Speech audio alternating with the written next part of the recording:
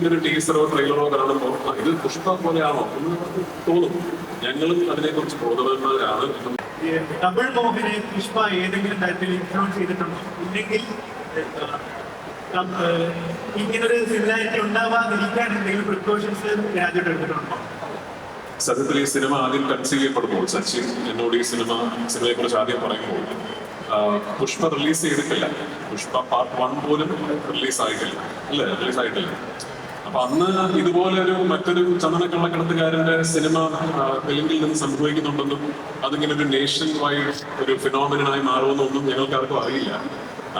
നിർഭാഗ്യവശാൽ ഇതിന്റെ ഒരു യാത്രയുടെ പര്യവസാനം വിലായത്തുയുടെ ഷൂട്ടിംഗ് തീരാറായപ്പോൾ പുഷ്പ 1ഉം 2ഉം റിലീസായി. പുഷ്പ എന്ന് പറയുന്ന ക്യാരക്ടർ ഇന്ത്യ എമ്പാടും ഒരു വലിയ റേജായി മാറിക്കഴിഞ്ഞു. അപ്പൊ അത് ഞങ്ങൾ അക്നോളജ് ചെയ്യുക മാത്രമാണ് ചെയ്തിട്ടുള്ളത്. അതായത് സ്വാഭാവികമായിട്ടും വിലായത്ത് എന്ന് പറയുന്ന ഒരു പുസ്തകത്തെ കുറിച്ച് അറിവില്ലാത്തത് ഇതിന്റെ ഒരു ടീസറോ ട്രെയിലറോ കാണുമ്പോൾ ഇത് പുഷ്പ പോലെയാണോ എന്ന് നമുക്ക് തോന്നും. ഞങ്ങളും അതിനെക്കുറിച്ച് ബോധവാന്മാരാണ്. നമ്മുടെ അക്നോളജ്മെന്റ് മാത്രമാണ്. സത്യത്തിൽ അത് ഒരു പ്രോമോയ്ക്ക് വേണ്ടി എടുത്ത ഡയലോഗ് പോലെയാണ്. സിനിമയിൽ ആ ഡയലോഗ് ഉണ്ടാവില്ല.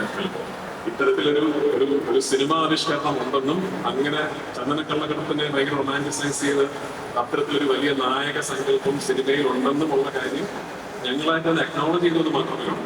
കഥാപാത്ര സൃഷ്ടിയിലും കഥയിലും ഈ ക്യാരക്ടറുടെ നേച്ചറിലും അങ്ങനെ ഒരു സിമിലാരിറ്റി ഇല്ല.